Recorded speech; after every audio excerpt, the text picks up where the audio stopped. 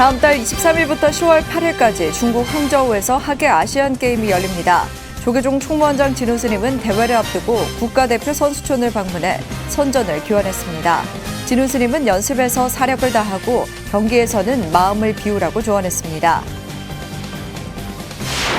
종교 편향 불교 왜곡 대응 특위가 윤석열 대통령의 1948년 건국론을 옹호한 광복절 경축사 논란을 다음 달 열리는 임시 안건으로 상정해 논의하기로 했습니다. 윤 대통령은 경축사에서 독립운동을 건국운동으로 표현해 임시정부를 부정하고 친일 행위에 정당성을 부여했다는 비판을 받고 있습니다. 10차례에 걸쳐 조계종 포교원 각 분야 전법단의 역할과 과제를 짚어봤습니다. 오늘은 마지막 순서로 불자와 출가자 감소 등 불교계 현안에 전법단이 어떻게 역할을 할 수 있는지 점검해봤습니다. 전북 지역 불교계가 새만금 세계 스카우트 잼버리 대회 파행과 관련한 책임 공방을 중단하라고 정치권에 촉구했습니다. 지역 불교계는 잼버리 파행은 정부와 조직이 지역 모두의 책임이라며 반면교사로 삼아 화합하는 계기로 승화시켜야 한다고 강조했습니다.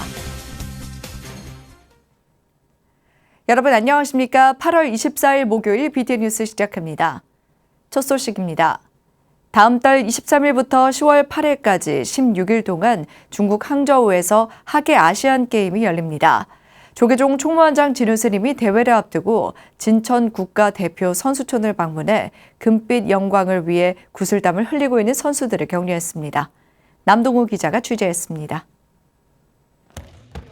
47억 아시아인의 스포츠 대축제, 항저우 아시안게임을 한 달여 앞둔 충북 진천 국가대표 선수촌.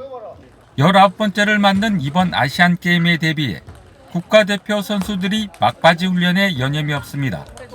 코로나19 여파로 1년 연기됐다 열리는 만큼 간절함은 더욱 커졌습니다.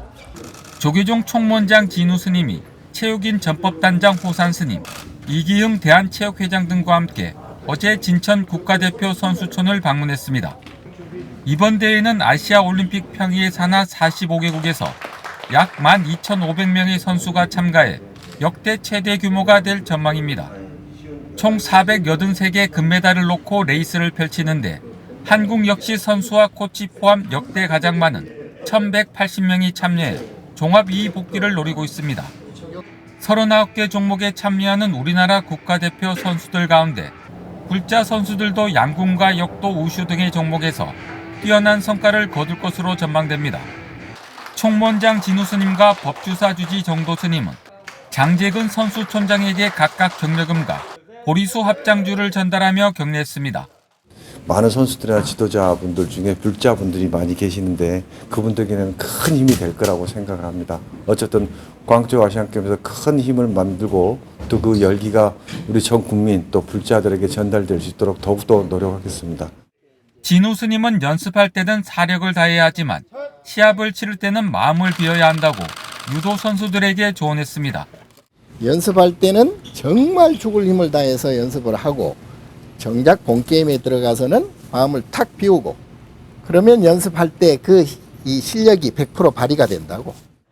탁구 선수들에게는 모두 화랑도의 후예들이라고 언급하며 신라시대 화랑도 정신으로 아시안게임에서 선전을 해주길 당부했습니다. 화랑도의 DNA가 들어있다고 봅니다. 그러니까 이제 그것을 현대적으로 여러분들이 조금 더 기술적으로 기술만 조금 더 거기다 더 씌우면 그야말로 세계 최고의 그러한 체력과 정신력을 갖출 수가 있을 것 같아요. 진우 스님은 선수촌 내 법당을 찾아 참배하고 5년 동안 실력을 갈고 닦은 선수들의 땀방울이 헛되지 않도록 간절히 발언했습니다.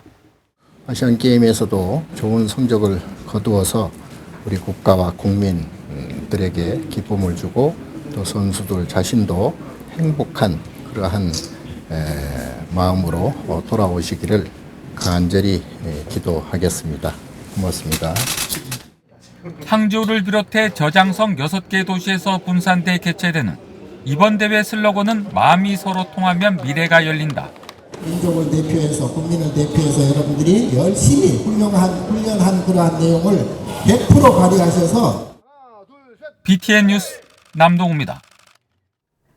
종교 편향 불교 왜곡 대응 특별위원회가 윤석열 대통령의 1948년 건국론을 옹호한 광복절 경축사에 대해 다음 달 열리는 228회 임시회 안건으로 상정해 중앙종회 차원에서 논의하고 대응하기로 했습니다. 윤 대통령은 경축사에서 우리나라 독립운동이 건국운동이었다고 표현하며 임시정부를 부정하고 일제강점기 친일 행위에 정당성을 부여했다는 논란을 일으켰습니다. 정현선 기자입니다. 조계종 종교편향 불교 왜곡 대응 특별위원회가 어제 9차 회의를 열고 윤석열 대통령의 8.15 광복절 경축사 논란의 대응을 모색했습니다. 윤 대통령은 제78주년 광복절 경축사에서 독립운동 자유민주주의 국가를 만들기 위한 건국운동이었다고 말해 임시정부를 부정하고 일제강점기 친일 행위에 정당성을 부여했다는 논란을 일으켰습니다. 불교계 입장은 건국일을 48년 8.15로 할 것이냐, 또 건국 대통령을 초대 대통령을 이승만으로 볼 것이냐, 뭐 이제 이러한 것들을 우리가 좀 논의를 하고 우리 불교계도 어떤 그 사학자들이나 그 연구를 하신 분들이 들어 있습니다. 그러니까 이걸 좀 의견을 좀 모아내야 하지 않겠냐. 특위는 윤 대통령의 발언이 이명박 박근혜 정부 시기에 논란이 된 1948년 건국 주장과 연결될 수 있고 대한민국의 헌법과 임시정부, 독립운동의 역사를 왜곡했다며 우려를 표했습니다. 한반도의 역사는 그렇게 이어져 내려왔고 그렇게 전통이 살아있고 국가가 그렇게 민주들에 의해서 유지가 되어 왔다. 그래서 우리가 반만년 역사라고 얘기를 하잖아요. 그걸 지금 우리가 놓치고 있으면 안 되는 거죠. 일제시대에도 반드시 나라는 우리가 빼앗겼더라도 임시정부를 조직을 해서 끝까지 투쟁을 하고 끝까지 우리 국민들이 돈을 모아서 보내주고 독립운동을 후원을 하고 무수한 스님들이 영창에 가가지고 고초를 겪고 그게 그러면 뭐 다 아무 의미가 없는 게 아니지 않습니까? 그래서 특위는 저명한 역사학자들과 학술대회를 여는 등 다양한 방안을 모색했습니다. 대한민국의 건국일과 역사 해설을 둘러싼 논쟁을 해소하고 국가의 정체성을 명확하게 전달하기 위한 전략적인 노력이 필요하다는 겁니다. 특위는 회의 결과를 집행부와 공유하고 역사인식 개선 세미나 등을 준비하는 한편 다음 달 12일 열리는 중앙종회 228회 임시회에서 정식 논의한다는 계획입니다. 그래서 제가 급하게 종회 전에 우리 위원 스님들 의견을 좀 모아서 우리가 종회 때 그 성명서를 발표해야 할 것인가 말해야 할 것인가. 특위는 대한민국의 역사와 정체성이 바르게 정립되고 전달될 수 있도록 중앙종회 차원에서 대응한다는 계획입니다. BTN 뉴스 정현선입니다. 10편의 기사를 통해 조계종 포교원의 10개 전법단의 활동을 만나봤는데요. 분야별 전법단을 활성화하고 연대 강화를 통해 불자와 출가자 감소 등 불교계 현안도 해결할 수 있을 것으로 보입니다. 정준호 기자가 보도합니다. 탈종교의 시대 속에서 줄어가는 종교 인구는 그만큼 자비의 가르침을 배울 수 있는 숫자도 줄어든다는 것을 의미합니다. 불교는 자유로운 분위기 속에서 오는 자 막지 않고 가는 자 잡지 않는 포교 방식을 취해왔습니다. 하지만 시대 변화에 따른 불자 인구와 출가 인구 감소에 대응하기에는 역부족이라는 문제의식이 높아지고 있습니다. 포교원이 적극적인 포교로 전환하고 전법단 활성화에 관심을 두고 있는 이유입니다. 부처님 가르침이라는 핵심 과제를 전하는 전법, 그 귀중한 법을 보다 많은 사람들에게 전하는 포교를 선두에 서서 지휘하고 있는 전법단. 조계종 포교원은 분야별 지역별 포교 활성화를 위해 지난 2010년 4월 4개 분야 전법단 첫 출범식을 가지고 현재는 10개의 전법단으로 확대됐습니다.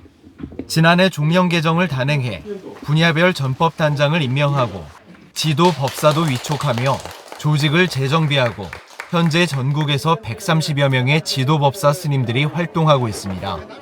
우리 지금 사부대중들이 열심히 활동하고 있는데요. 더욱더 대중 속으로, 사회 속으로 나가야 될 때가 아닌가 생각을 합니다.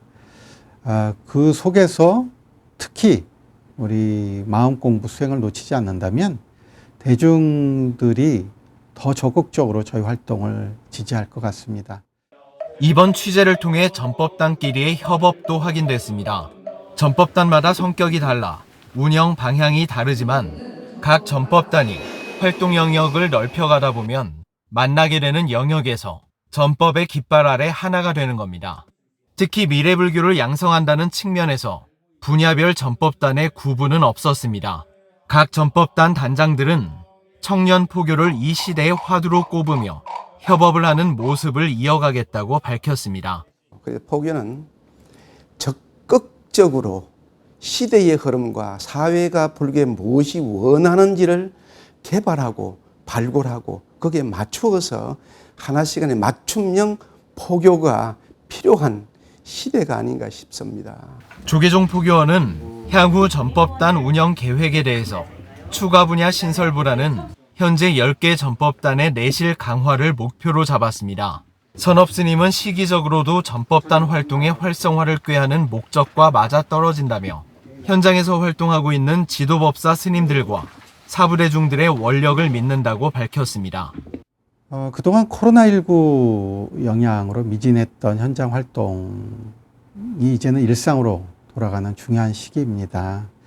그렇기 때문에 전법단의 현장 포교가 더욱 절실하게 필요한 시기이기도 하죠. 분야별 전법단장 스님들의 원력으로 지금 하고 있는 전법단의 활동이 더욱 활성화될 것으로 믿어 의심치 않습니다. 출가자 감소, 불자 감소, 일선 사찰 경영의 어려움 등 불교가 마주한 현안들에 대해 더 많은 사람들에게 자비의 가르침을 전하는 것만큼 효과적인 해결 방법은 없습니다. BTN 뉴스 정준호입니다. 전북 지역 불교계가 새만금 세계 스카우트 잼버리 대회 파행과 관련한 책임 공방을 중단하라고 정치권에 촉구했습니다. 조계종과 태고종 등 50여 전북 지역 대중은 어제 전북도청 앞에서 기자회견을 열고 대승적 관점에서 바라보고 반면교사로 삼아 정부와 지자체 그리고 전라북도 도민이 화합하는 계기로 승화시켜야 한다고 입을 모았습니다. 특히 이번 잼버리 파행은 정부와 조직이 스카우트 연맹, 전라북도 모두의 책임이라며 그럼에도 무리를 지어 한쪽만 비난한다면 진정한 자성과 성찰의 기회를 잃게 될 것이라고 경고했습니다. 2023 새만금 제25회 세계 스카우트 잼버리 파행 사태를 걱정하는 전북 범불교도 연합 이름으로 발표된 성명서에는 조계종 전 총무원장 원행 스님을 비롯해 금산사 주지 일원 스님, 선운사 주지 경호 스님, 태고종 전북 종무원장 진성 스님 등 도내 주요 사찰의 주지 스님들이 동참했습니다. 조계종 제19교구본사 구례 화엄사 원로 종설 스님 연결식과 답의식이 어제 화엄사에서 엄수됐습니다. 연결식은 화엄사 법음료에서 봉행됐으며 화엄사 주지 덕문 스님을 비롯한 사부대중은 종설 스님 영정에 꽃을 올리며 극락왕생을 기원했습니다. 이어 경내 답의장에 마련된 연화대로 법구를 이운한 후 답의를 엄수했습니다. 종설 스님은 범어사에서 도광 스님을 은사로 출가해 고승대덕의 수행처를 오가며 평생을 수행 정진해온 종설 스님은 천은사 3일암 주석 중 범납 50년, 세수 78세로 지난 21일 원적에 들었습니다. 군이 인각사가 보각국사 일현스님 734주기 추모달해제를 봉행했습니다. 어제 봉행된 일현스님 추모달해제에는 은혜사 조실 법타대종사, 회주 돈명대종사, 주지 덕조스님, 은혜사 국장단 스님들을 비롯해 김진열 군의군수, 박병준 인각사 신도회장 등이 참석했습니다.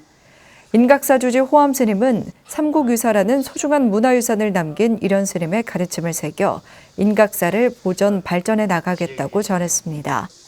덕조 스님은 우리는 문화 민족으로서 보각국사 일현 선사와 삼국유사에 대해 연구하고 그 가르침을 후대에 전해야 할 의무가 있다고 강조했습니다.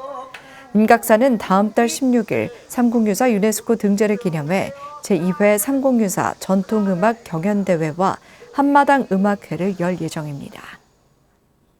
오대산 월정사가 불기 2567년 백중 육제와 함께 168시간 릴레이 정진기도를 입제했습니다.